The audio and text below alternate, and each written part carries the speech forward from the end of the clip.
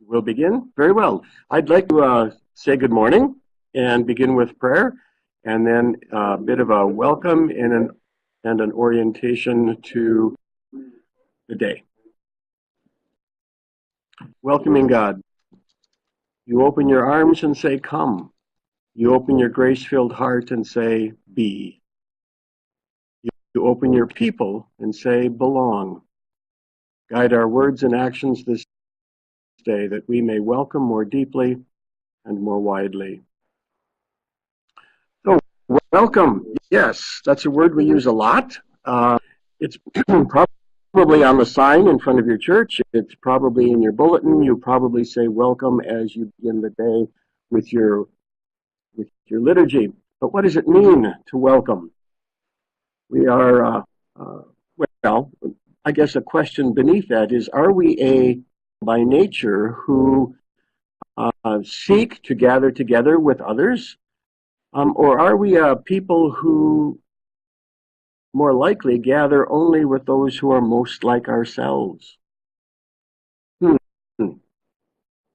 We're grateful to have Kayko and Fikre today, and Jay citing our thoughts around these and questions and prompting us to more inclusive actions as a welcoming church. There's some rituals associated with welcome. We smile, shaking hands, or giving a hug, perhaps. Today, I will have to be satisfied with just a wink. But we share some food, likely. We enter into some conversations. And when we welcome people into a new setting, we orient them to, I will quickly orient you here to what we have on our screen. To the far right is the chat, and if you type in the very bottom and then hit the balloon, you can send chat messages to it. This is a window, a room for everybody, so we all see it. I see that there's a note about sometimes the video freezes. Depending on your hookup, your support, your internet support, it may to just turn off your video, your camera. It's important that, probably more important that we hear each other than that we see each other, but that sometimes will save you a bit of bandwidth and allow, stop you from freezing. Okay, so that's kind of our orientation.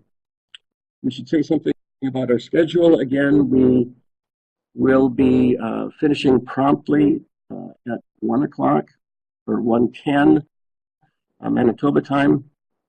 It's 11:10 in BC and 2:10 in Ontario. We definitely will be finished by that time. We want to have a break after our first speaker, just a brief stretch. And then after our second speaker, there will be a second break, then a chance for some discussion, some feedback, some questions and answers, that type of thing. We have suggested that given that our sites are have so few, that maybe we are recommending that we will have this as a community of the whole. But welcome to these sites. Lutheran Burnaby with 3 additional home settings. Ascension in Edmonton, Church of the Cross in Calgary, St. Olaf in Swift Current, the seminary in San, 3 additional home settings. Graham and Erickson to the north of us in the country, and Vale out in Thunder Bay. 5 home sites, 23 registrants at this point, with a couple of walk-ins, so welcome. It's good to have people here. So let's continue. I'd like to welcome Dr. Kayko Driedger Hesslein, in the Eastern Synod and has served in Toronto, got her PhD in systematic Maddox from Berkeley and is now living in Calgary, where you are speaking. Appreciate your time and your expertise, your perspective. So I'll let you begin.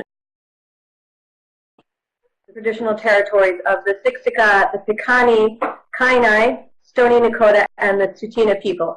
And we take a moment to recognize that they have welcomed us to their land, and so we want to honor that welcome.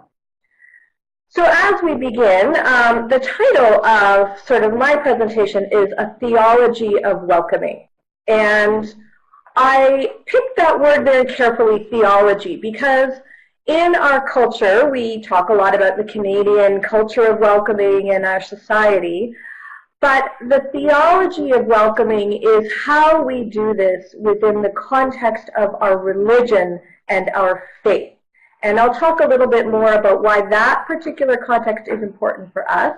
But today we're going to look at this theology. And one of the ways that I have framed this from our particular Lutheran context is to call it, this welcome is for you. Within the Lutheran context, for you is an important set of words. And our welcome comes through baptism and through communion. This is how God welcomes us to God's family, and these are really important. And if you'll remember, Luther is particularly keen on this for you as part of our welcome. The body of Christ is for you. The blood of Christ is for you. And when we talk about the welcome we receive in communion, we talk about this as a personal, individual you, with all of your successes and your failures, with all of your strengths and your weaknesses. So this welcome for you is something that we will return to as we go throughout our time together. Before we get into that, I'd like to talk a little bit about the background of how we as a church are focusing on welcoming the neighbor. So in 2012, the United Nations High Commission for Refugees began a dialogue with world faith leaders about how religious groups could affirm the welcome of others. Particularly, they were noticing the prevalence of refugees who were being persecuted for their religious beliefs, and they wanted to find a religious answer to this. So they gathered a group of world leaders, world religious leaders, and a set of affirmations were drawn up, and they were signed in 2013 by world religious leaders. In the following year, this came to the Lutheran World Federation, who adopted this statement, and then from there it came down to us in the ELCIC. And at our national convention in 2015, this document was adopted as a guiding principle for the church. So there were a number of affirmations. It's a page-long document that you can find online. But there are three that I want to lift up as important for us today. So the first affirmation in the document is that a core value of my faith is to welcome the stranger, the refugee, the internally displaced, the other. So what we're saying in this affirmation is that it is a critical part of our faith. It's not just an add-on, it's an important value, and it's an important value of our faith, not just our sort of general goodwill as humans, but to our faith identity. So the next affirmation that comes up is, I shall treat him or her, the stranger, as I would like to be treated. And we'll talk a bit more about what that affirmation means for us as Christians. And then the third affirmation is, I will challenge others, even leaders in my faith community, to do the same. And this is, we might say this is particularly Lutheran in our understanding of vocation, and that as baptized Christians, gifted with the Holy Spirit, we are each called to do this on our own. And from a bottom-up kind of understanding of the church, if our faith leaders are not feeling quite strong enough, we can encourage them to consider it the same way. So as we sort of keep this background in our minds, one of the guiding questions that we think of for welcoming the stranger and the neighbor is, what is it to welcome as followers of Christ? As Christians, how do we welcome? Not as nice, polite, hospitable Canadians, although we do that, but as a particular Christian identity. And so some of the things that we want to keep in mind are, first of all, that as followers of Christ, it's not about us. The welcome is not something we do so that we feel good inside. It is something that we do for others. In other words, when we follow Christ, we turn our back on ourselves. We stop thinking about what we want, or what makes us comfortable, or what makes us feel good. Instead, we focus on Christ, and we look at what Christ does. And we know that Christ's mission was to heal the sick, to free the oppressed, and to lift up the downtrodden. His focus was on those who were on the margins, those who were strangers, and particularly those who are what we would call other. And so to welcome as followers of Christ is to keep in mind that we welcome the other. And of course in Canada, when we are talking about welcoming the other, we're talking about people who live where we live. And we often call those people our neighbors.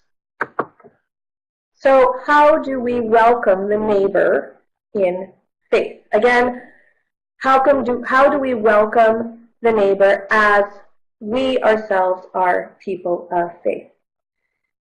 And what is our religious context for welcome? So, our UN affirmation says, "I shall treat him or her as I would like to be treated." And of course, we have our own faith scriptures that tell us, love your neighbor as yourself. This comes from Mark, and this comes from Matthew. So love your neighbor as yourself. Welcome others in faith as you would yourself like to be welcomed. And what does that mean? You know, first and foremost, it means that we ourselves, as religious people, would like to be treated with respect. And along with that, we remember that we ourselves would like to have our faith commitment taken seriously. That is, our religious identity, our faith relationship is an important part of who we are. It informs our decisions and it informs our day-to-day living, and we want that to be understood. I'll share with you a brief story. I once heard an imam. He was giving a conversation. He was having a conversation with us about his travels around the world and which countries he felt were welcoming and which countries he felt were not. And he made a really important statement, which was that he felt most welcome in countries with strong religious backgrounds. He felt more welcome in those countries, even if they weren't, the background was not his own, but he felt more welcome in countries with strong religious backgrounds than in countries that had no religious background. And that was because in the countries with strong religious backgrounds, they understood how important religion is to our decision-making and our daily living. And so I just found that to be really interesting, that people who understand how important religion is can identify with how important someone else's religion is to them. And so that's something that we, as people of faith, can offer when we welcome our neighbors who may belong to a different religion.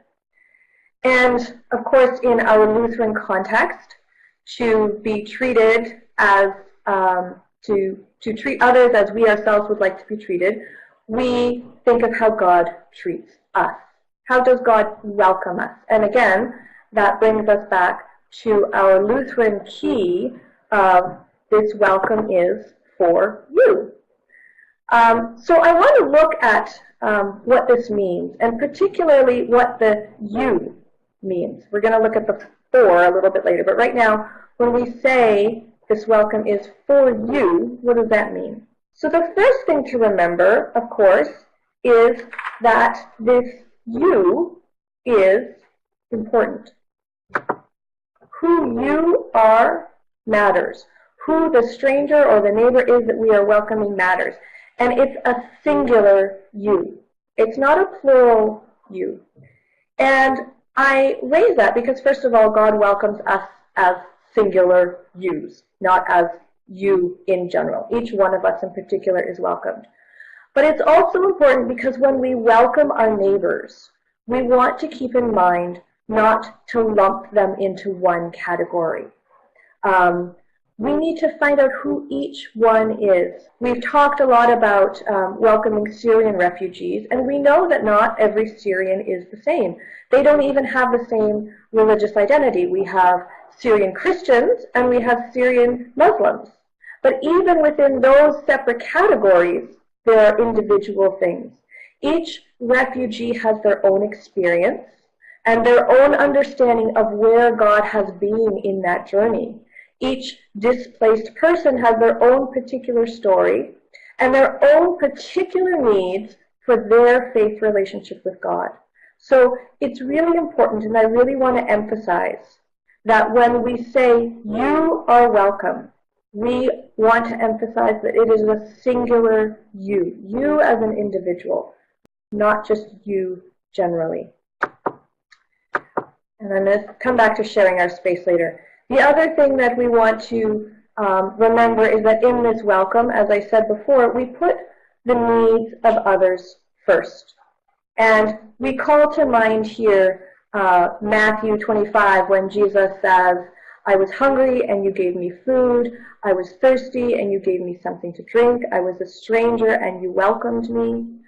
We give from what we have that which will make our stranger feel welcome, that will quench their thirst, that will feed their hunger. So these are some of the things we keep in mind when we're welcoming. Now, one of the interesting things about welcoming our neighbor is that the more we get to know who they are as individual yous, we will often discover that they're not quite who we thought they were. And this happens. We have sort of general assumptions about who a person is, and that is how we sort of begin our conversation, but we discover the more we talk to somebody that they might not necessarily fit the categories that we have for them, and that we might not know them as well as we think we do. And what we come to discover is that this neighbor becomes a stranger. And, you know, it's interesting the way we approach the word neighbor and stranger in our culture. Neighbor is often a friendly term, and stranger we sort of feel less comfortable with the word stranger. Our kids don't talk to strangers. Strangers are kind of scary. But stranger can be a helpful word for us because it reminds us that the person we're talking to is different from us, particularly when we're welcoming people in faith, strangers in faith. They have a different religious approach than we do. And we'll talk, in just a minute, we'll talk a bit more about why it's important to remember that. But when it comes to welcoming the stranger, we do, of course, have strong biblical mandate for welcoming strangers. And we have our story in Genesis. The Lord appeared to Abraham by the oaks of Mamre, and Abraham ran from the tent entrance and bowed down to the ground. And if you'll remember, there were 3 men who came to Abraham, and he didn't know that they were from God. He just knew that they were strangers. And Abraham's approach was to immediately run out and welcome these people. And then we have our mandate from the letter to the Hebrews, which is, do not neglect to show hospitality to strangers, for by doing that some have entertained angels without knowing it. So even from our context of faith, we still have this mandate from people that we have no idea who they are or what they want or where they're from. So the question becomes, how do we welcome strangers. And one of the things that we do is we go back to sharing what we have. We share our space, we share our food, we share what we have, what nourishes us, and we are motivated again by the mandate from Mark 12 to love your neighbor as yourself. Now, I've said that we need to think about this a little bit more. So, what does it mean to love your neighbor as yourself? It means to figure out what they need and to figure out what will make them welcome. And here's where I want to push us to sort of the next level of welcome, because we have to be really careful with loving our neighbor as ourselves. As I said before, what meets our spiritual needs, what quenches our spiritual hunger and our spiritual thirst, is not necessarily what others need. As Christians, we know that we have a diversity of spiritual practice. My spiritual practice that's important, that's necessary for me, may not be what you need. And we have a tendency, just as humans, to assume that what we need is what everyone else needs. And we have a Lutheran phrase for this, which is curvatus in se, being curved in on ourselves. And so we need to be careful that when we follow Jesus' mandate in Mark to love our neighbors as ourselves, that we don't end up putting ourselves first. So how can we do that? How can we avoid that? The first is never to assume what the stranger wants. In other words, we have to ask. A good host means asking the guest what they want. What do you need to worship? What do you need to strengthen your relationship with your God? What will make you feel safe as you pray? How can we create an environment that suits your worship needs? In other words, we follow Christ by putting ourselves and our needs second. We ask them, what do you, as the individual, need?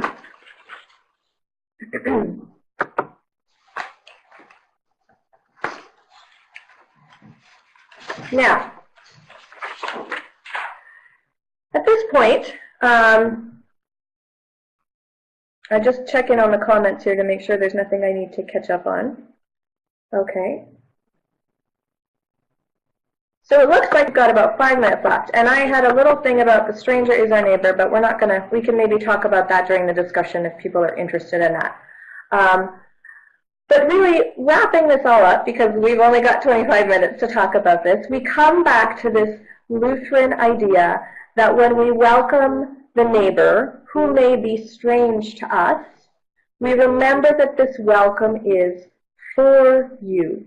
Our welcome to others is rooted in God's welcome of us, of grace and hospitality that is for each one of us.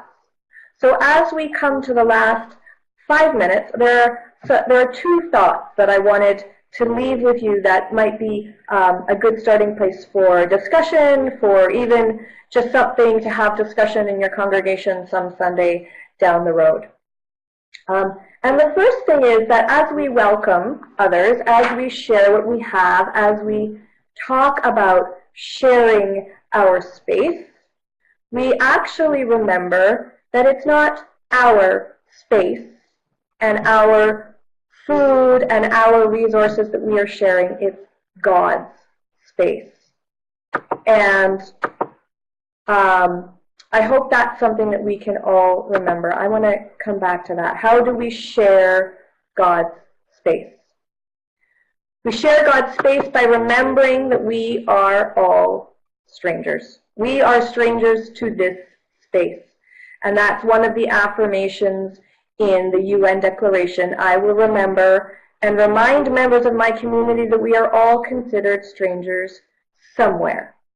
And if you have been in your spiritual space for a long time, you might forget what that's like. And if you have forgotten what it's like to be a stranger, then I would encourage you to go to a worship space where you are different. So a mosque or a temple or an online community forum space if you don't have access to those things where you are. And while you're there, take note of your feelings. Do you feel uncomfortable? What would you need to feel comfortable? What kind of questions do you wish people would ask you? Again, not so that you can make assumptions for other people who are strange, but just to have that sense of compassion for other people and what it is to be a stranger. So that's one of the things to remember, that we are strangers in God's space. And when we are sharing God's space, we face out with open doors. So first, we want to keep our doors open. It's not enough to welcome somebody to our space with the doors closed and a sign that says welcome and the doors are closed. But one of the ways that God welcomes us is by opening up God's kingdom to us and also by facing us. I was thinking about this earlier today in a church. It's very interesting that the sanctuary doors are sometimes closed during the service and then we all sit with our backs to the doors. And I'm wondering what would it look like if we opened up the sanctuary doors and all sat facing the doors so that we could welcome everyone who walks in. And I know it might be awkward if you come to church late, but I still think it's an interesting visual for us to consider as we are welcoming people into God's space. And of course, welcoming means not just sitting passively and waiting for someone to walk in the door. Welcoming also means going out and telling people, you are welcome to our space. And as we do that, as we go out to welcome others, we keep this second principle in mind, that we listen and we don't tell. We ask questions. How can we welcome you? What do you need to practice your faith? What are you thirsty for? What are you hungry for? Really, essentially, it boils down to the question of who are you? The stranger, the neighbor. So, these are important questions, and maybe in discussion we can come up with some more questions that we will want to ask people as we strive to welcome. But again, it really comes down to our own faith identity, which is that we are welcomed by God as individuals. God's welcome is for us, individuals, and so that's how we strive to welcome others, by making it for them, not for us, and by making it for you, the individual. So that's some thoughts that I wanted to share today. This last slide is some further resources with the affirmation of welcome, and there were some others, but that's it. Oh, there we go. The person who knows the PowerPoint. Those are the other two resources if you'd like, and I think I can certainly email those to you. So thank you for your time. Thank you, Kayko. Excellent stimulation to begin. I'm struck by welcoming, and this sense of hospitality is just so intertwined that we're concerned about these people where they are, even if they are in ours, and addressing needs as we would like to address. Excellent. That will, I'm sure, raise comments and questions later. But we'll take a break. It is 4 minutes after the hour. Let's try to return. So this is a bit abbreviated. Let's try to return at 10 after the hour. So it'll be 6 minutes, but this is our chance to have some hospitality and treat ourselves humanly and stretch. Thank you very much. Welcome back, everyone. I hope that you have looked after your needs and looked after one another as that was possible. We now welcome Reverend Dr. Fikre Tsehai. He has been Development Manager for Refugee Settlement with Canadian Lutheran World Relief, and over 25 years has been instrumental in resettling over 10,000 people all across Canada. So, Dr. Fikre, tell us how we can. Okay. Go ahead. Well, I hope technology will work. My presentation. Good morning to you all. Those people who have been brave enough to come in this rainy morning, and good morning to all the people who are joining us by through web. So I'm very pleased to be participating at this lay academic conversation for the first time. Now, rather than talk about refugee resettlement, I thought I would take a different approach and talk about the broader issue of forced displacement, and then link it to the overall conversation of this lay academic conversation of welcoming the stranger and loving our neighbor. So, in talking about the broader refugee issue, we'll be examining how we as human society, and when I say human society, is not just governments and politicians, but also the faith groups, the churches, how we deal with the challenge. So, in my approach, I have three parts. First, I would like to provide an overview of the global refugee situation. Secondly, as I said, I would like to discuss how governments, politicians on one side, and faith groups on the other address the issue of forced displacement. And finally, then that will be my last part of the presentation, I would like to give some examples of how CLWR has made a difference in people's lives by settling refugees in Canada. So I will have some slides at the end, but I would like to make a brief introduction without slides. So the first part, let's consider the numbers. How many refugees are there in the world today? The United Nations High Commissioner for Refugees put out the numbers lately, and for 2017, the number of forced migration in the world is 65.6 million. 65.6 million, 22.5 are refugees fulfilling the criteria of the Refugee Convention. And I'll talk more about that later on. Those are people who have been recognized by the United Nations as refugees. Half of the refugees are under the age of 18. So the demography is, half are under the age of 18. 29,000 people a day become refugees.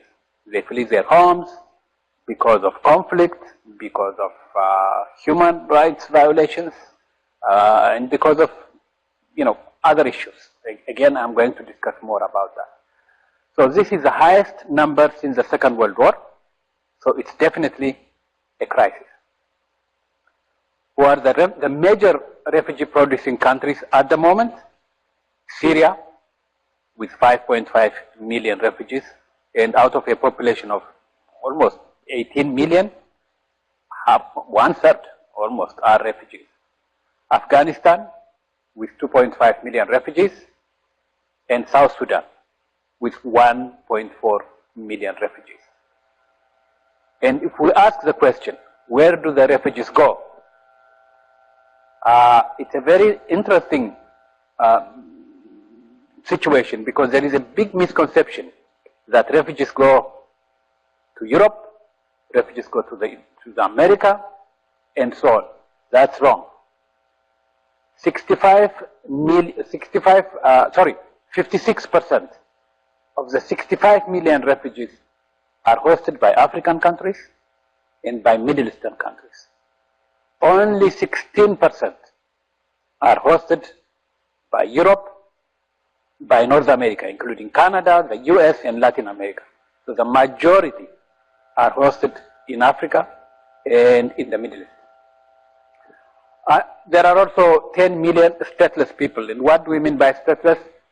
These are people who have been denied nationality, and so therefore who have no access to basic rights such as education, healthcare, employment, and the freedom of movement. So we are at a moment in history where we are seeing tens of millions of people fleeing their homelands due to war, famine, and violations of human rights. We have many people suffering, so it's definitely a huge crisis. But it's not only a crisis in numbers, it's also a crisis in solidarity. It's a crisis in our values. It's a crisis in our compassionate way of thinking. So this brings me to my second point. How do governments deal with this issue, and how do we as Christians deal with this issue?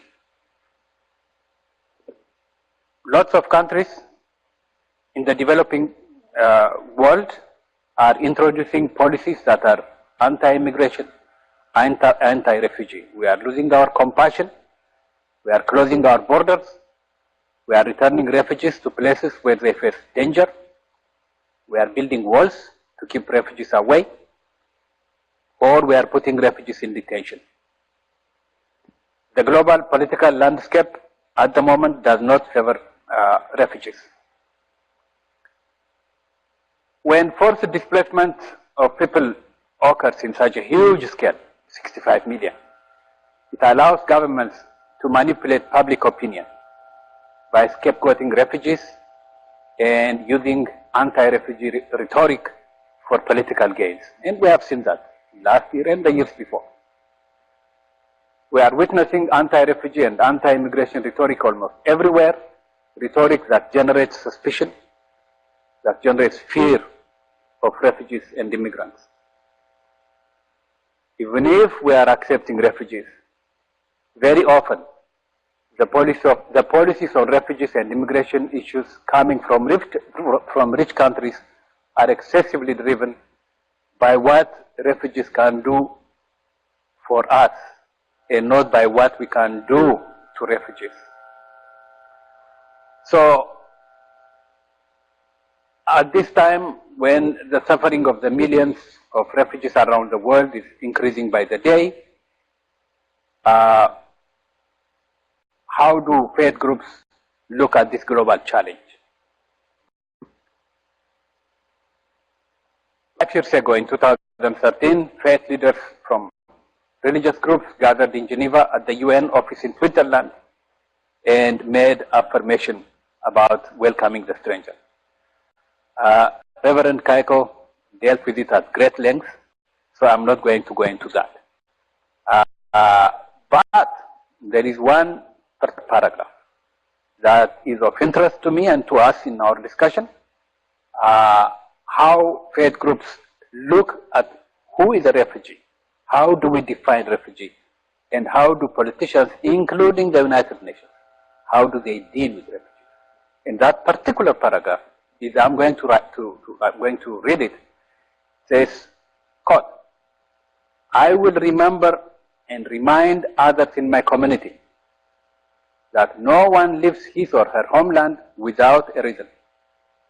Some flee because of persecution, violence, or exploitation, others due to natural disaster, yet others out of love to provide better lives for their families." This is a broader definition of refugees, as opposed to the United Nations definition, which describes refugees as people who flee their homeland because of political opinion, because of religious opinion, and because of membership in a particular social group, and nationality. It does not mention anything about people who flee in order to provide or in order to get better opportunities for life. They call them economic refugees, and they are refused. Whereas the faith leaders' affirmation has a broader definition of people who live because of natural disaster, because of famine, because of, like I said, trying to help their loved ones, which for us is a very valid motive. So the affirmation goes on and concludes with the words, "I will welcome the stranger." And I think very fitting and very timely, given the current crisis of forced migration, and particularly given the current negative discourse of regarding refugees and immigrants as bogus refugees, as people who don't have valid claims and so on. So we must accept strangers as the sons and daughters of God and as our sisters and brothers. We must be guided by the scriptures and speak honestly and bravely. If definitions or rhetoric or others on refugees happen, we just have to say, sorry, this does not correspond to my faith principles. Those of us who are blessed with peace and abundance, we have a role and a responsibility to make the refugee voices heard. We also have to change our insular lifestyle and make efforts to know more about refugees, about injustices, and about all the challenges facing humanity. When we begin from the spirit, like the declaration by faith leaders, we overcome the fear which prevents us from doing the right thing. The third part of my presentation is to mention some of the works being done by CLWR in terms of addressing the global challenge. CLWR is a faith-based organization, and it has a mission which begins with these words. Inspired by God's love for humanity, CLWR challenges the cause and response to the consequence of human poverty. So consistent with our mission statement, we hold higher ethical standards when we provide our services. In other words, to the extent possible, we avoid becoming hyper-legalistic and aspire to do what is right based on our mission statements. For instance, when we say CLWR challenge the cause, we want to address the root causes of why people are displaced, the whole range of issues, from persecution to poverty, from hunger to war. All these causes are intertwined. Our approach is more holistic and equitable. We also want to dispel the misconceptions and distortions about refugees and about migration in general. We aspire to show the positive outcomes that Canadians and the developed world can obtain through welcoming refugees and migrants. It's a win-win approach. It's good for the refugees, good for the host countries, and it's also good for the sending countries. So I would now ask Lauren to have our slides. And some of them are kind of repetitive, but I'll go through them as we move to our slides. So I talked about migration and the faith-based organizations like CLWR. So migration, as I mentioned, is an issue that affects the dignity of persons and society. It calls for solidarity and for justice. It also calls, the current crisis calls for a coordinated action for a common good for national and international level.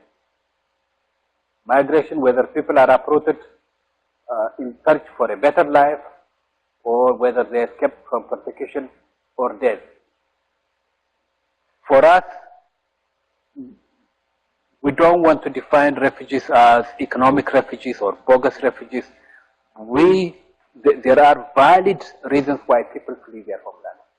Now, I said 65.6 million refugees according to UNHCR, but at the moment, there is 175 people on the move. So people who go people who are outside their country of origin. It could be within the confines of their own borders, without having to cross their borders. It could be people in the sea. There is 175 million outside their country of origin. So economic migrants, refugees, and asylum seekers. According to the UN, the recent increase in migration is a response to perceived inequalities of opportunity between sending countries and receiving countries. And I think this is extremely important. I remember Reverend Kayko mentioned about sharing. And perceived inequalities of opportunity actually is about sharing. Next slide, please. Yes. 80% of the world's gross domestic product belongs to developed world, while 20% is shared by the 5 billion people in developing world. So Reverend Kayko mentioned about sharing. We have to share the resource of the planet. If we don't want refugees to flee because of poverty, then we have to make sure that people in the developing world have a decent way of life, some kind of dignity about them. Next slide, please. Other issues for forced migration are ecological disasters. I spoke about that, proliferation of armed conflicts, and persecution due to political and religious reasons.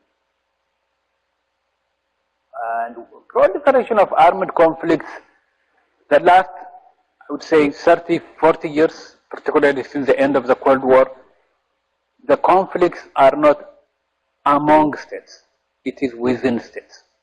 A good example is Syria. The government is fighting its own people. It's not Syria fighting against another country, although there could be some impacts on that. But it's always within, ethnic cleansing, different ethnic groups fighting within each other. Sudan is a good example, and so on and so on. So proliferation within countries. Next slide. Yes.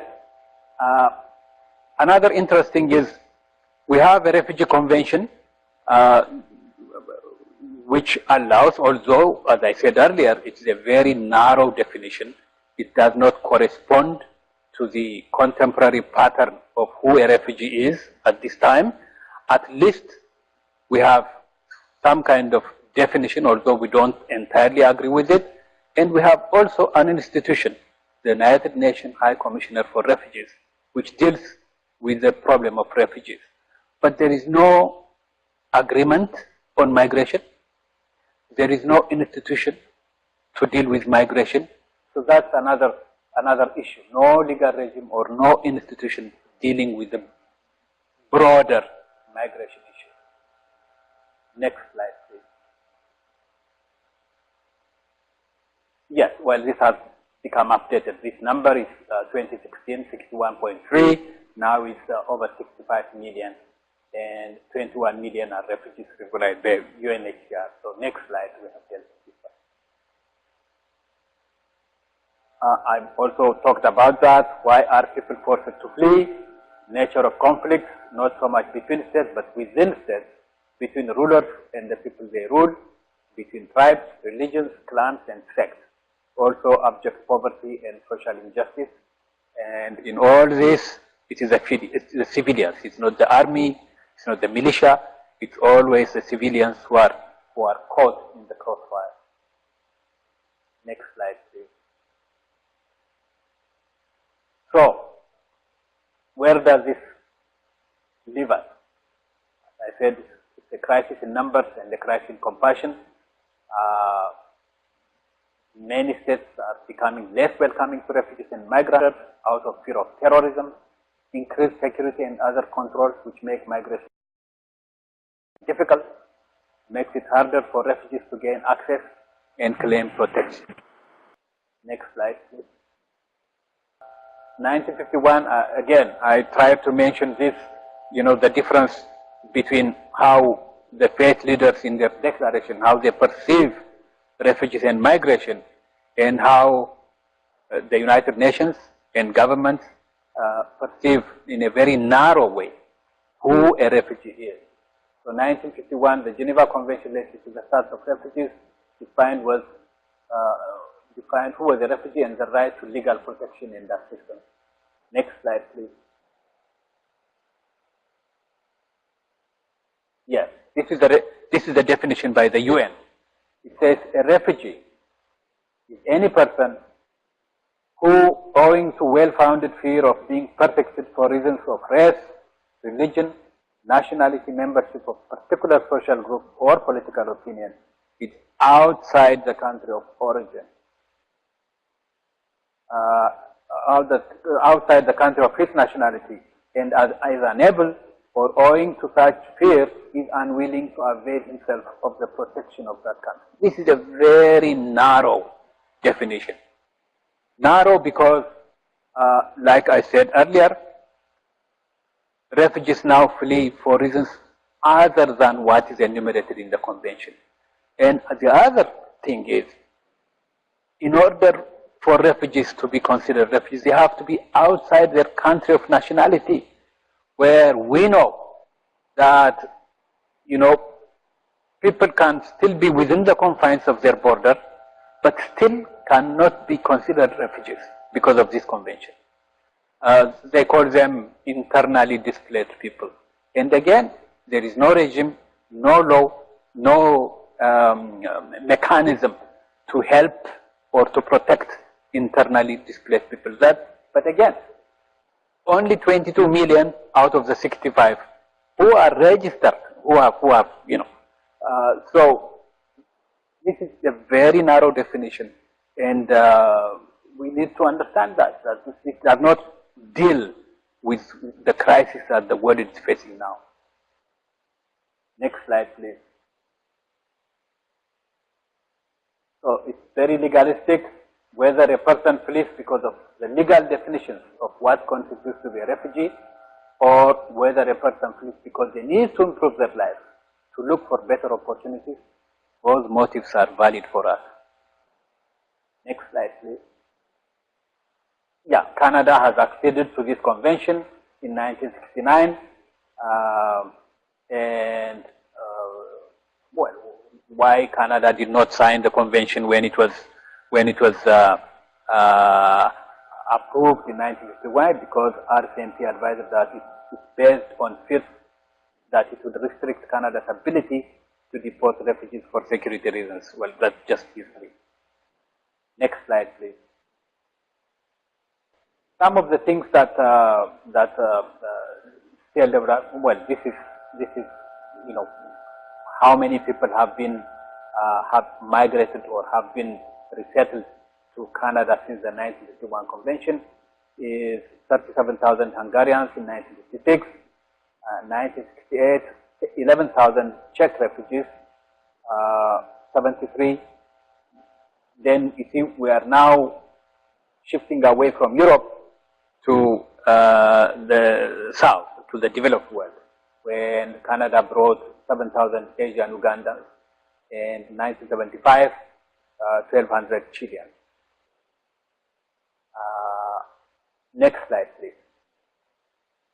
So 1979 is when CLWR became a sponsorship agreement holder with the government of Canada, and the Indo-Chinese refugees is of course a huge landmark for Canada, when Canada was recognized as the Nansen Medal winner by the United Nations for resettling 30,000 refugees, and CLWR has played a very important role in that.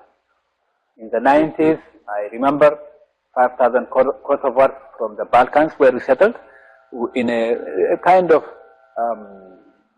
evacuation model. It's not about resettlements. People were evacuated from the Balkans. Some of them have returned, but some of them have also remained in Canada. Of course, very recently, 2015 and 16, 44,000 Syrians from the Middle East have been resettled in Canada, and CLWR has also played a very important role in that. Next slide, please. Yes. Again, the media also, you know, I want to mention a little bit about Syria. The Syrian refugee situation has positive things and not so positive things. The positive thing is, for the first time, because of media coverage and because of politicians as well, it generated compassion. It awakened the public. I'm not talking just about faith groups. The overall public was open to assisting people who have been affected by war. And so, you know, that explains why 44,000 were resettled in just 2 years. The not positive part is, in so doing, we tended to forget other refugee populations who have as good reasons, as compelling reasons to be protected. And so it was a challenge. It was a challenge for us that we have to be equitable in our approach. So 44,000, government assisted were 21,000, and the blended where government and faith groups have some arrangement, cost-sharing arrangement. 4,000, I think, have been resettled, and through the private program, almost 14,000, almost 14,500 have been resettled. CLWR sponsored 387 Syrians since November 15, 2015. Next slide, please.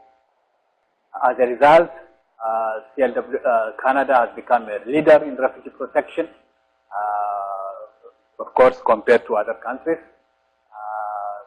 Because of the resettlement of refugees, we have also an independent expert tribunal, which is really, compared to other countries, which is a model for hearing refugees who have valid claims. Minimal detention, again, compared to other countries, we have minimal refugees languishing in prisons. I'm talking about Israel, for example, where you know, the almost 100,000 refugees, unless they leave Israel within 90 days, they are facing detention or leave the country. So when we compare to all that, you know, Canada has a very fair program. Next slide, please. The challenges are family reunification. You know, people who have had the opportunity to begin a new life in Canada have very difficult time to bring their loved ones. And I'm talking about children. I'm talking about spouses and so on. So that is a big challenge. Delays, the paperwork is cumbersome now. Processing applications and so on, and particularly with children. You know, children, you know, we have a principle, so-called the best interest of the child. We don't see that very often, you know, even the nuclear family, you know, husband, wife, and children are separated for a great deal of time. Next slide, please. Well, recent policy change in the U.S. U.S. is not safe for refugees. I don't want to dwell on that. You all know that. Current negative discourse and policy towards refugees, narrow interpretation of refugees. The last one is very important. Under the Obama administration, the United States was supposed to resettle 110,000 refugees for 2017. The current administration has slashed that to 40,000. So more than 50% of the 110,000 have been slashed. So that's a big problem. One of the solutions when refugees flee their country of origin is to get opportunity to be resettled. I mean, if they cannot go back to their country of origin, if they cannot locally integrate where they are, then the third option is to get resettlement opportunities. And the biggest or the highest resettlement country used to be the United States of America with 110,000. Usually the numbers range between 90,000 a year and the highest to be 110,000. Now it's well below 50,000, which definitely it's a global solution. Resettlement is a global solution. The major resettlement countries are the US, Canada, Australia, New Zealand. Some countries have now joined the resettlement countries, but the major ones are the United States, Canada, and Australia. So with minimal space for resettlement, definitely that part of the solution is not going to be effective for refugees. Next slide, please. Yes. World media and some Canadian media carry messages that portray refugees as burdens and not as contributors to society. Security threats. Refugees who come to Canada to claim refugee status are presented as bad refugees, accused of jumping an imaginary queue. Again, these are all misconceptions. Next slide, please. So these are wrong messages. It allows governments to manipulate public opinion by scapegoating refugee claimants, anti-refugee rhetoric for political gains. It violates international law, which obligates states, including Canada, to respect the right to flee persecution and to seek refuge. It creates hate and fear towards a vulnerable group of people. Next slide, please. Refugee movements contribute to the diversification of societies. Resettling refugees have positive outcomes to refugees, to host countries, and to sending countries. It's a win-win scenario. Societies which are open to refugees and to immigration become more multi-ethnic, multi-racial, multi-religious, and multilingual. So these are all positive things. And I think the next slide, please, maybe the final one. I think that's the final one. Thank you so much. Thank you for your attention and time. And thank you for your dedication and service on behalf of the church and on behalf of our brothers and sisters, as you described them.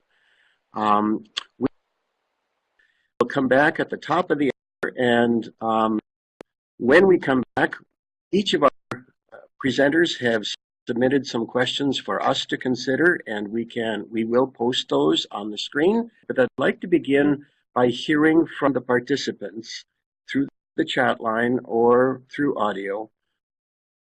And there will be a chance then for them to respond to your questions or comments. Let's begin with hearing from you, and then we'll discuss the questions. So we'll take a break and come back at the top of the hour. Thank you.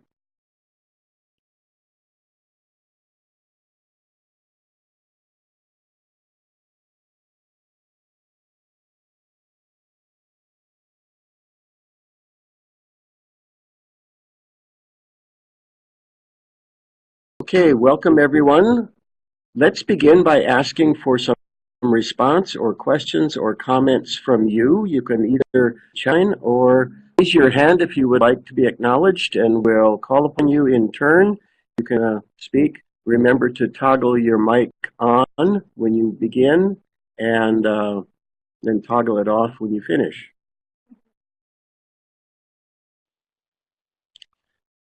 We often describe refugees as our refugees, as though we possess them.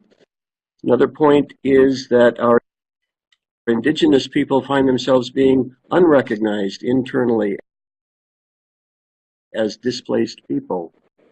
That's an observation of our speakers, or if someone else would like to comment to that.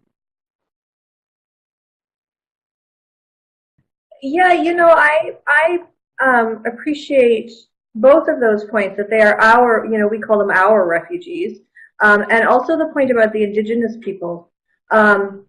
One of the things that I noticed when the Geneva, the 1951 convention described refugees as being outside of the countries of one's nationality, I think that's something we need to reconsider, particularly when we look at internally displaced people.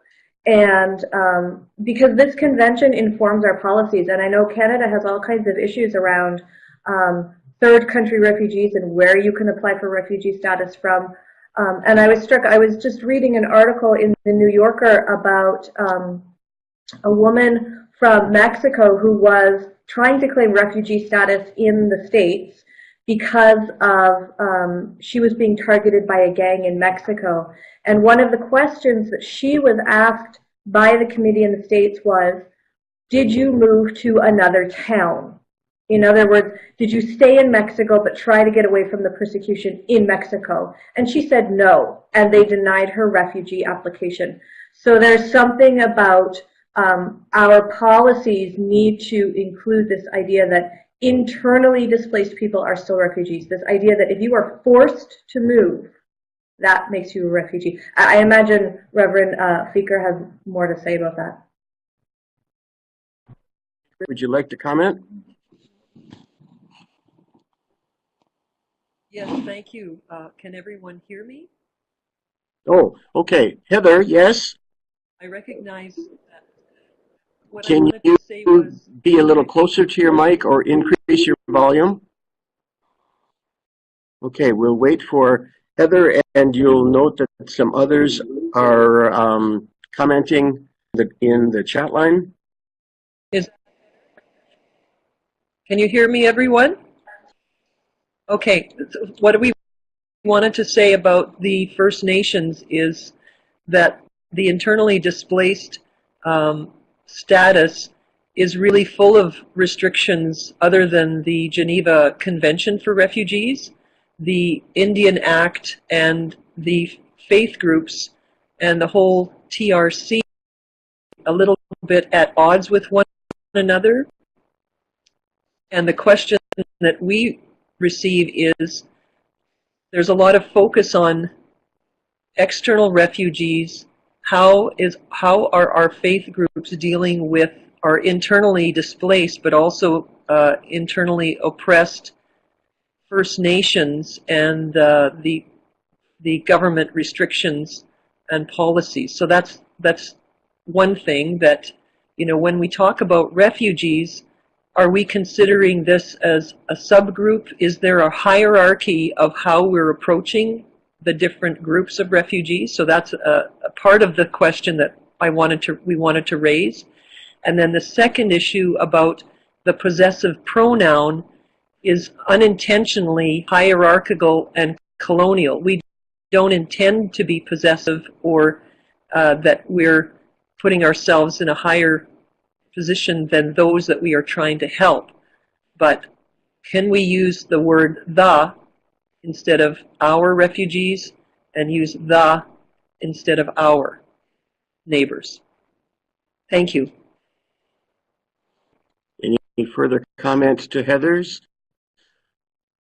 Yeah, if I may, do you hear me?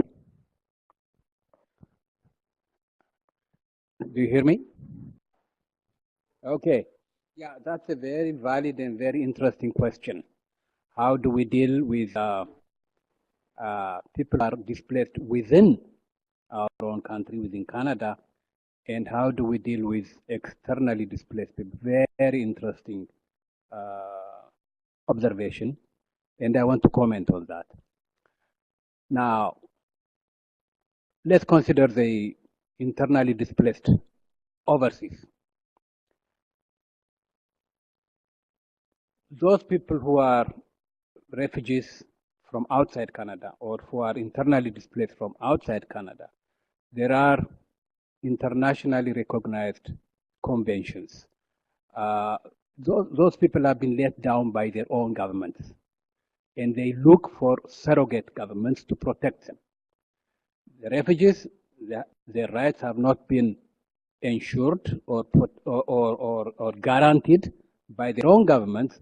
Therefore, they would like another government who would make sure that they will enjoy their rights as human beings. That's why they flee. So, the convention is the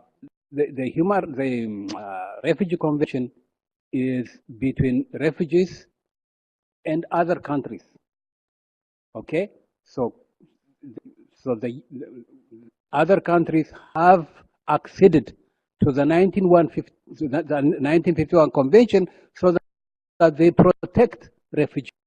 If people come here from countries where their human rights are violated, Canada, by virtue of the fact that they have signed that treaty, have a duty to hear whether they have valid claims, and so therefore, if they meet that criteria, they are supposed to respect them. That's why we have acceded to that convention. Internally is a different situation. Human rights. It is the indigenous against their governments here. So that's a valid thing. Do know that the indigenous people have to the United Nations in Geneva to report that there have been gaps in their rights. Governments have to account. The Canadian government have to act wrong with people. So valid claims, but the parameter is completely different. Although we are talking about people who are, whereas the Canadians have to respond why they did not respect the rights of the indigenous because they are within their country. Others, again, they have already left their country, and so they are looking for other countries to protect their rights. So I'm not sure if I made it clearer. Thank you.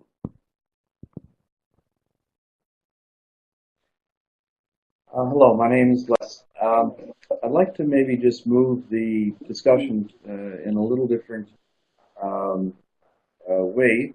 And I'll preface that by saying that we, in our congregation, are sponsoring a refugee family and are actively involved in settling refugees. But my question is we're trying to be a welcoming congregation to people outside, to the stranger. But one of the questions that I ask, what are some of the different ways? Was the question clear? We were with the audio here, the speaker looping back into the mic. So your question was, how do you welcome a stranger? And I would say that the first thing would be to go out and find them and ask them what they need. It's often even the asking of the question that shows hospitality, even if you're not able to provide what they need. Simply asking that question, who are you and what do you need, can be in itself a form of welcome.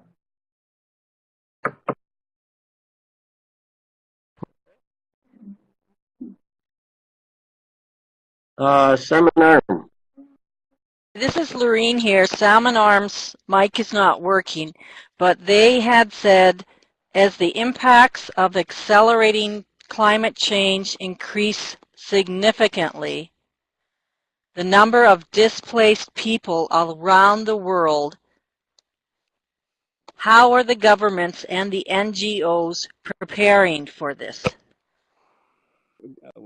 Yes, governments are aware that the number of refugees is going to climb as we experience environmental challenges in the coming years. In fact, a think tank out of Europe has mentioned that by in the current decade, 80 million more refugees will be displaced as a result of ecological destruction or damage and so on. How governments and faith groups are preparing for this eventuality, I'm not sure whether we are adequately prepared, but here are some thoughts. In September 2016, the former US President Barack Obama had a 1 or 2 day meeting in New York on refugees. And this was the first time that global leaders met on an agenda item strictly dedicated to deal with refugees. There has never been any global meeting. Now, as a result of that, negotiations are still occurring, so-called global compact on migration. So that's a big shift from what we know previously. We were dealing with refugees. Now we are broadening it to being migration. So the other thing is, the whole idea is how, in a very orderly and way, how can we deal with refugees, with people who flee their homes because, as you mentioned, environmental issues, poverty, persecution, that's all the 1950s. How do we deal with that? How do we manage with that? So negotiations are currently being held all over the place, with the plan to have a declaration in June 2018. That is going to be a huge shift. We don't know the content. We have concerns about, how do we deal with that. Now,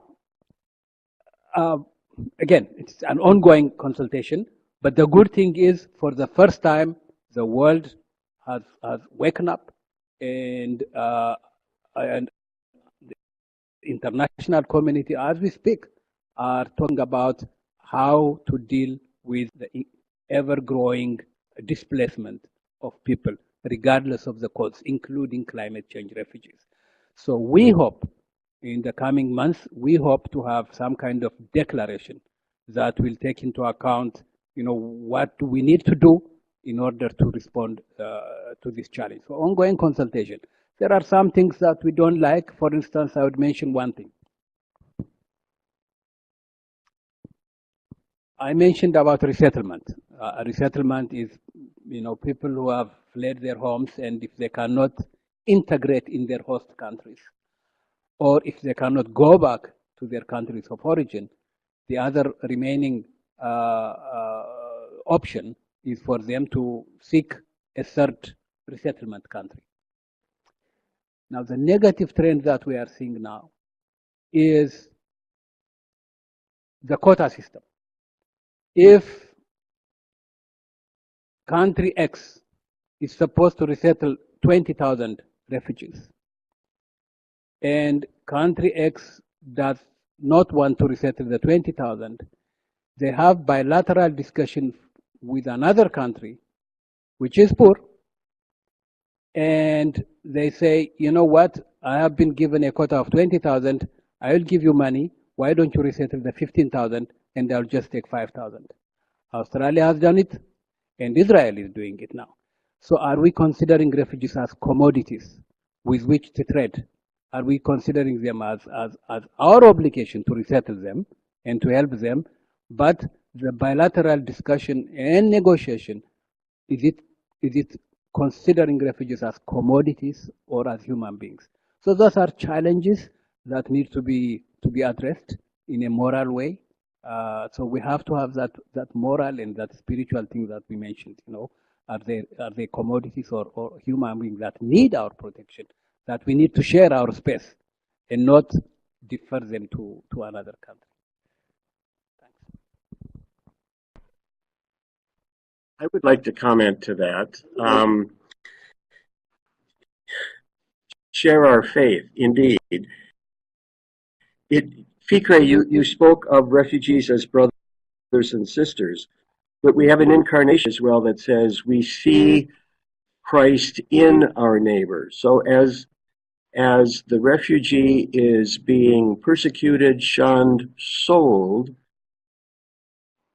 are we seeing that is in fact the crucifixion again of Christ? Refugee, as though we want to respond to Christ our Lord. I think it changes the dynamic a bit. Out of that incarnation theology, we say that we respond So what would it mean to be Christ-like to the refugee? I think, again, there was the reference to a change in our lifestyle. Indeed, if we are to be Christ-like to the refugee or the immigrant, are we living a sacrificial, self-emptying life or not? In that case, what is our witness? Related to that for me, and then I'll let Kayko maybe respond, is if we understand that we live in the kingdom of heaven, national borders don't mean much. Christ, or our brother and sister, depending on how you want to look at it, is forced to leave home to find home. Living within the kingdom of heaven, what does home look like for Christ or for our neighbor? Just some additional kind of reflections theologically to that. I'd like to hear comments.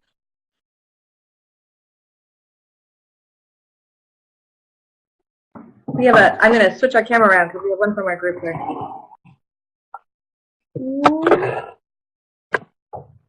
Oh, yep, that's great. I guess, from a theological perspective, you've got to really do this emptying of yourself and be more empathetic to the persons you're dealing with, the refugees. A concern I have is that it would be, I guess, ultimately very difficult for you to do that with 65 million people.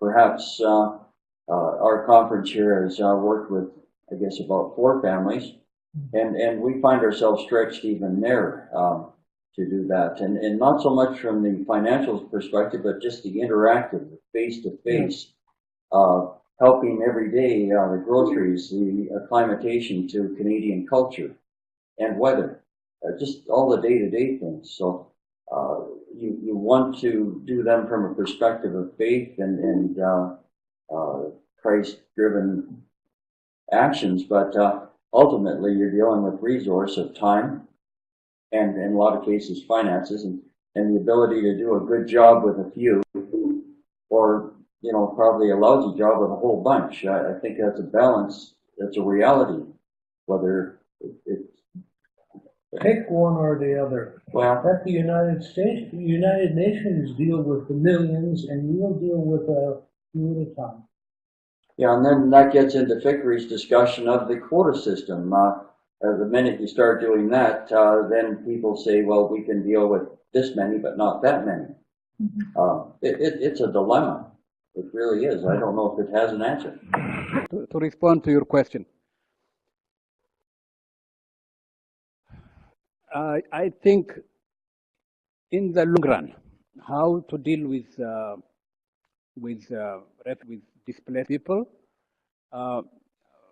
for me, the first thing is we have to shift away from the United Nations Convention. They're very narrow, outdated.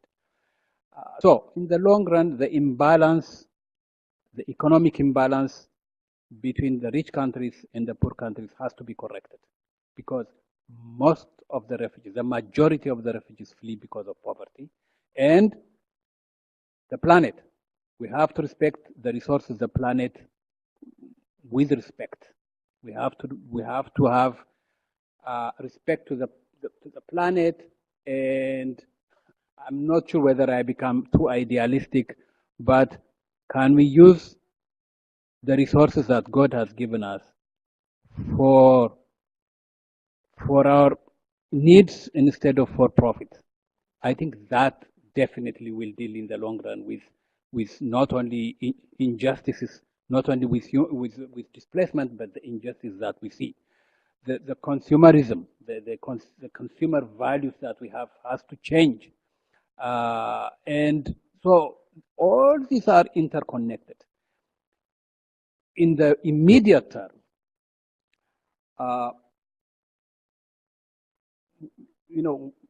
the countries of the world have to remove the self-imposed silence and have to speak out in defense of human rights. If there is war, if there is human rights, they should not leave it to the kind of to the repressive countries to do whatever they choose to do. And they always hide behind, this is our sovereign right. We can do whatever we want with our people. That has to change. And so we are looking at, we have so-called United Nations, and United Nations had a very lukewarm posture when it comes to, that is the internal affairs of a country. That has to change. And if groups, because of their ethnicity, because of the culture, because of their race, are being persecuted by their own governments, they have to have recourse to, of course, the supreme power is God, but also they have to have recourse within this earth where they could go and show what has been the gaps. We have the Human Rights Council, but again, very incompetent in addressing the gaps. It does not go beyond condemning, and that does not help. So what we are seeing now is, dictators continue repressing, and we see that with Syria and with a lot of other dictators. And the UN says that's the internal affairs; it does not concern us. That has to change. That's the immediate. That's something we could do. It could mean revising the Charter of the United Nations, but the situation now requires that. And I think I would even go a little, 50 years ago, when the world was drafting the Charter of the United Nations, it was the security of states that was the matter. I remember my own country, Ethiopia, was being invaded by Italy, and the League of Nations at that time did not protect Ethiopia. It was kind of might is right kind of attitude at that time. And that was the reason where, leaders met in San Francisco to draft the current Charter of the United Nations. 50 years down the road now, it's not the security of states, it is the security of individuals that's under question. I mentioned to you, it's the civilians who are caught in the crossfire. It's not states who are suffering. That is why United Nations cannot deal with the current crisis facing humanity. So is the world ready to go into reviewing the Charter? I don't know. But, the UN is not able to deal with challenges facing humanity. Syria is a good example. How many people have been killed? Over 1 million? How many people are displaced? More than 5 million? And the world is sitting silent when all these atrocities and sufferings take place.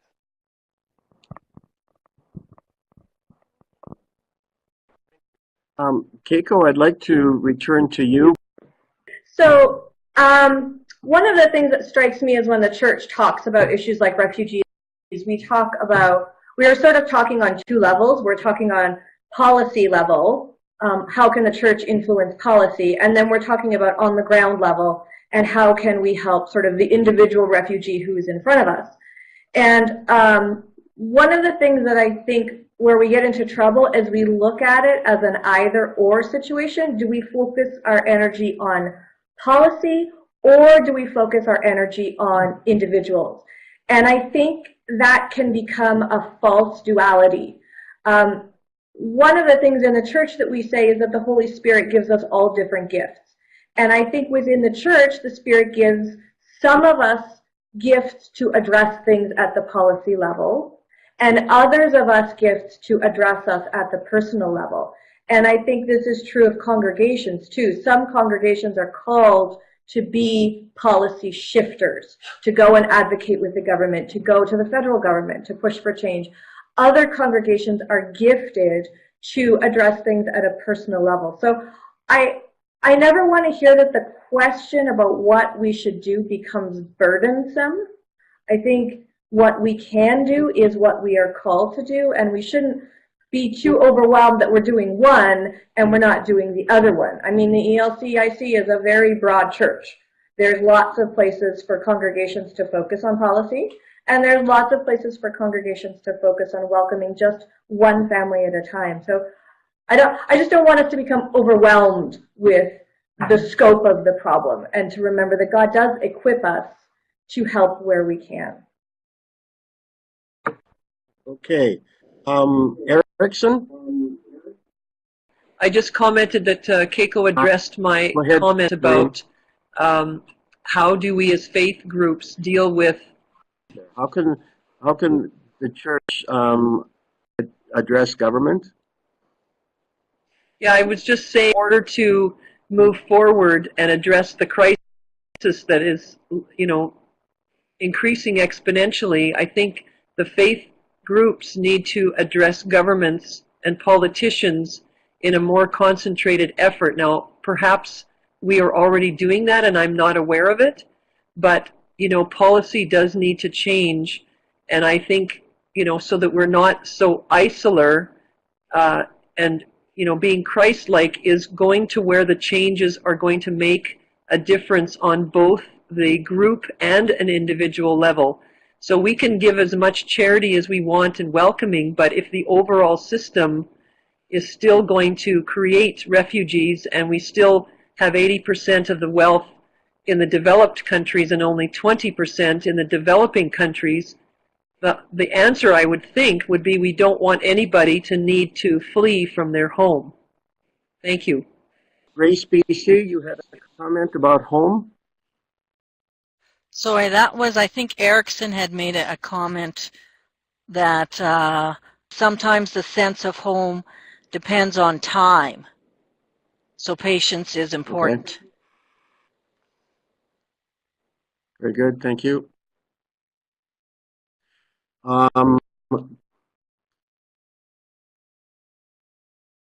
Someone else is typing. If I could just remind or invite any of our participants who have not contributed, who have not spoken, please feel free to do that with Mike or through the chat line. I'd like to hear from as many people as possible.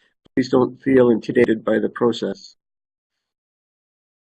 While the typing is continuing, I'd like to kind of rewind to an earlier comment about being a new idea. It's a story that I've heard before, but a congregation decided we are no longer going to be a welcoming church.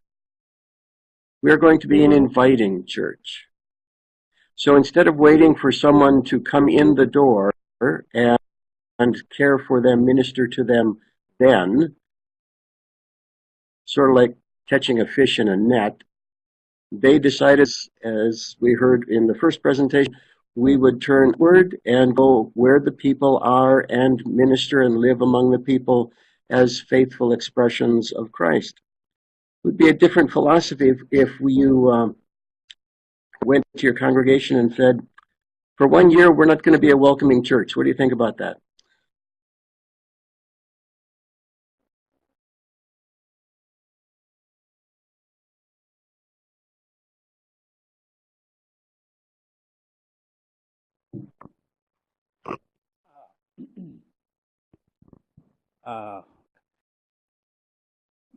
Advocacy plays a big role in this, and there are many coalitions at the moment that do advocacy work in speeding up vetting the refugee process, but also other issues. Whether those campaigns are enough, I'm not quite sure. But at the moment, whether it is with a coalition of faith groups, the Toronto-based Interchurch Council, and also secularly with the Canadian Council for Refugees, we do make a lot of campaigns on different issues. Vetting process, refugees are not burdens, and so on and so forth. Even as I mentioned earlier, with the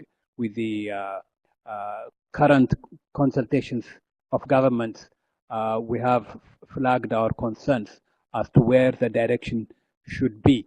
So yeah, I mean, we just have to make efforts in stepping up the advocacy campaign with our MPs, with the local authorities, federal authorities, including governments and so on. And I'm sure by the end of the day we'll see some difference. Whether or not they add some spiritual value to their work, recognizing our notion of welcoming the stranger is a different matter. But we have to step up our campaigns, and I can mention to you some of the results that we have obtained. One of the biggest issues with speeding up processes out of Africa was in Nairobi. I do remember it's about 6 or 7 years ago, the average processing time for any refugee out of Nairobi was over 6 years. And we stepped up huge campaign about that, and now it has come down to 3 years. And in fact, I was told just about a week ago that when they removed the backlogs in 2019, the processing time for all refugees will be 1 year. So again, this is a promise. We have to wait, when it is being implemented. Now, that is about processing. About defining who a refugee is. And we try to have a balance with governments on who is a refugee and so on and so forth. At the moment, any acceptance of refugees, whether inland or outside, is based on the 1951 Convention, which defines a refugee as a person fleeing his or her homeland because of political opinion, religious, nationality, race, and so on. That is a huge challenge, whether or not they want to enlarge it to include people who are forced to flee because of climate change and other reasons. I'm not quite sure.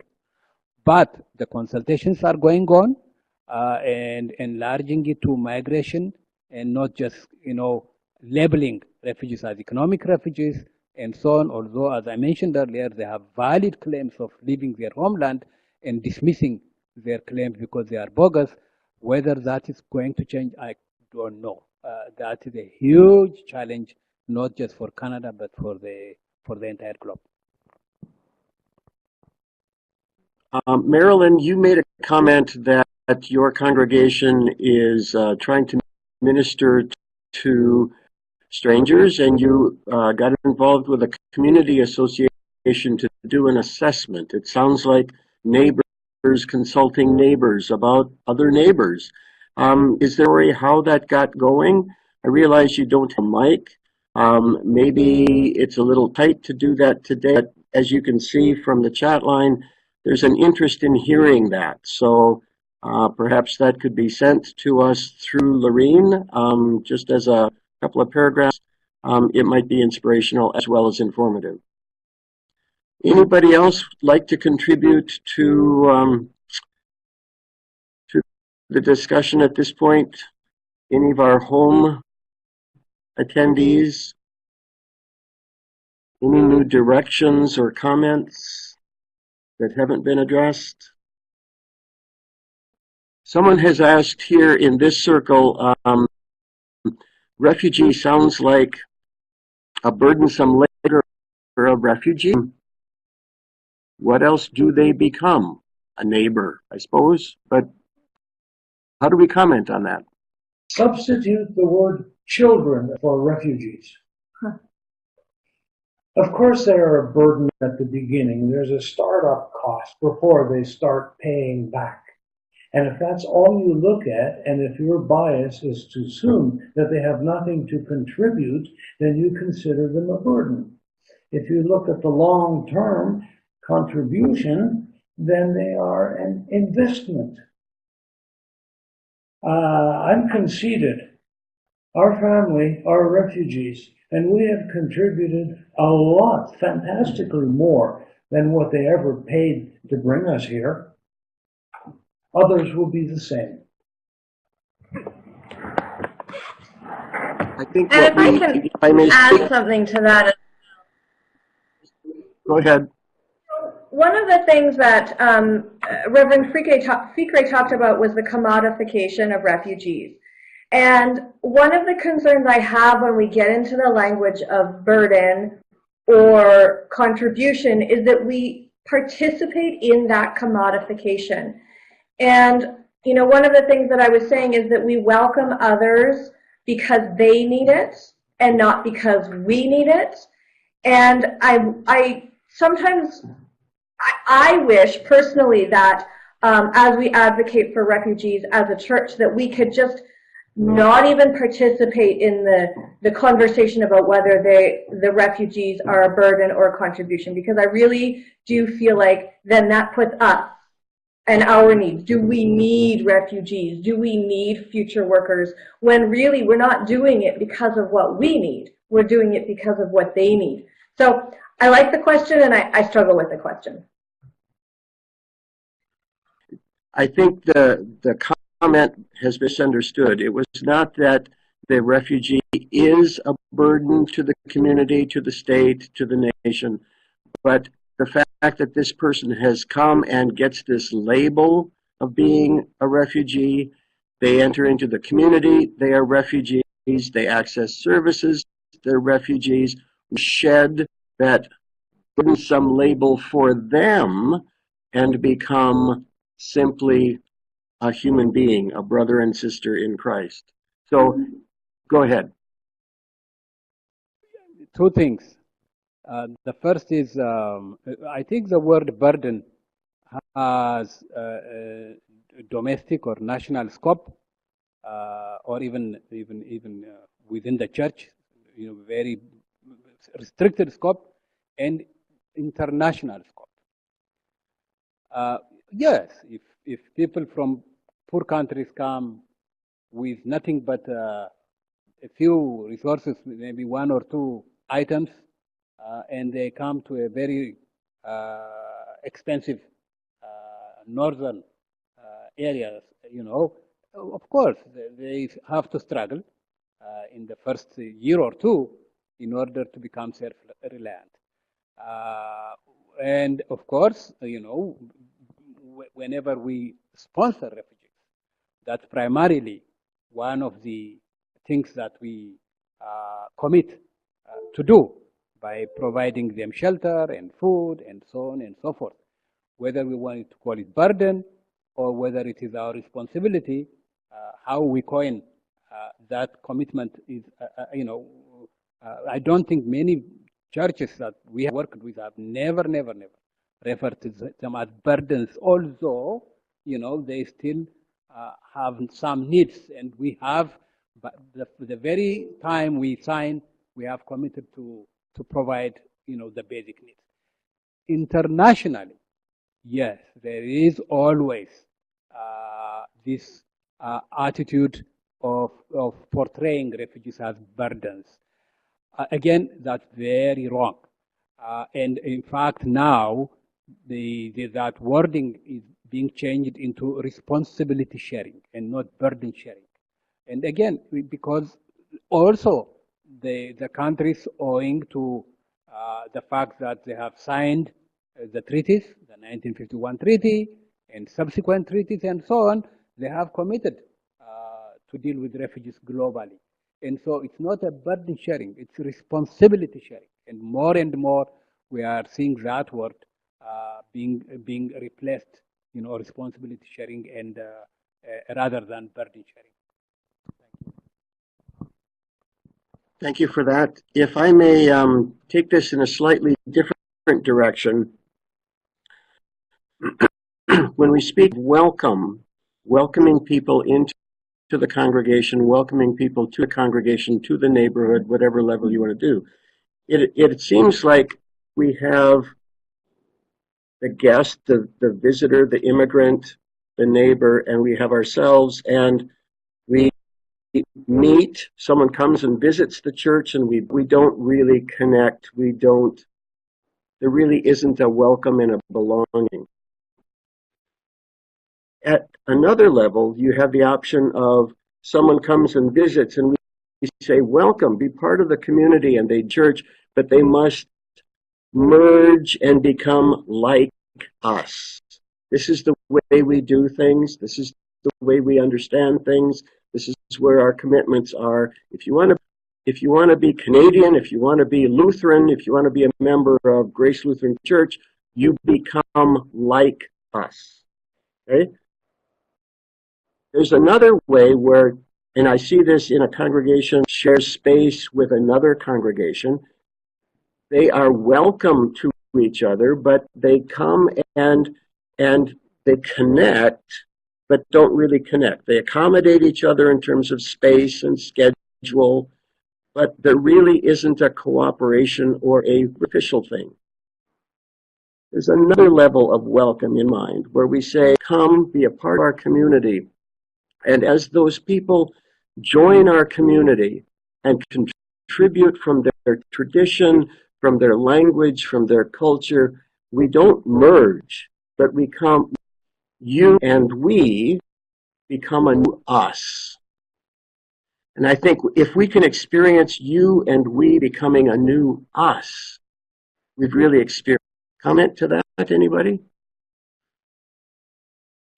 So I have a story to share about that, if I might. I lived in the States. I'm born in Canada. I'm born Canadian, and I lived in the States for 7 years. And one of my kids was born there, and so I decided to become a naturalized U.S. citizen, which was kind of a difficult decision for me. But at the swearing-in ceremony, our speaker was this amazing woman. She was an 88-year-old National Park Ranger. She was African American. She had been one of the women leaders of the African American Union organization. And she told us, you know, here's what it is to become a citizen of the United States. She said, you're all coming from your own countries with your own ideas of what a country should look like and your own values and your own principles. Now that you are American, your job is to participate in the government and to share those values and those principles and to form the United States as a new country. And I was kind of shocked and I was kind of excited because I wasn't expecting to hear this. It sounds very Canadian to me. But I think that that's a really critical point, that welcome means allowing other people to shape us and to have a say in who we will become as a community, rather than saying, okay, you're welcome, here's all the rules, here's what you have to do, now just go along. And again, that's putting others first rather than ourselves first. So I think, Dave, that's a really key point that you're hitting on. Thank you. We have a few minutes left. If there's any last This is Lorene remarks here. people would like to make? Yes. Sorry, I'm just, Pastor ahead, Marilyn Lorraine. Fowley had typed, and she had said in regards to their situation, it's a pretty new relationship that is evolving. The church is involved in some community school programs and a collective kitchen. We really don't know what new directions are happening.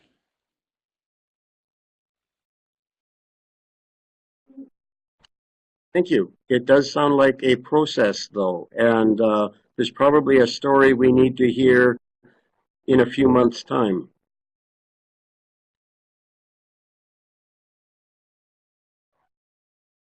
If I don't see raised hands or typing, I think what I'll do is I'd like to give the last word to Fikre and then to Kayko, and then I would like to close with prayer and we'll say goodbye.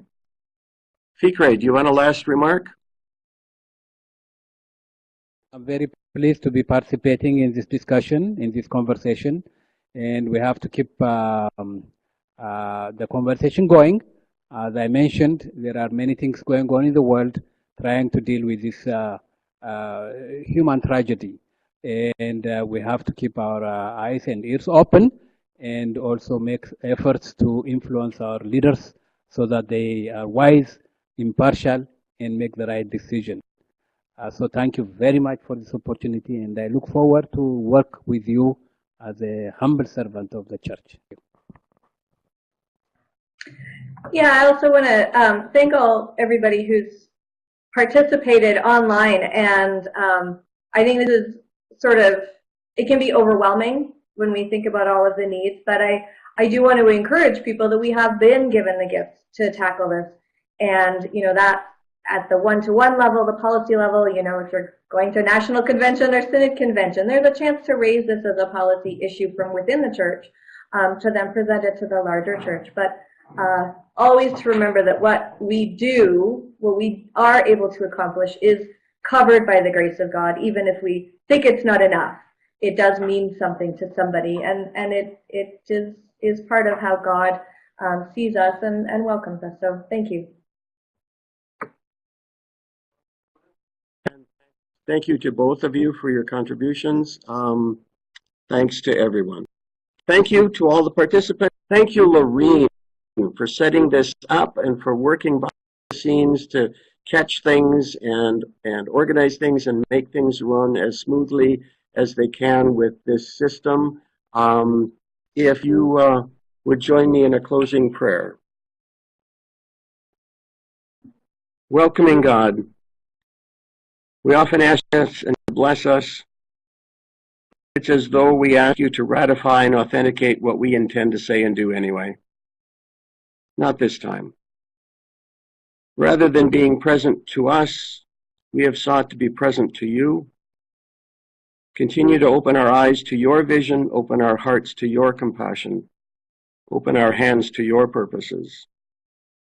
We pray in the name of Jesus the Christ, present among us, welcoming us and all, now and always. Amen. Thank you. Have a great weekend. Watch for further events from our lay academy. A great effort from a commitment from our 4 Western provinces and our seminary. Thank you to everyone. Bye for now.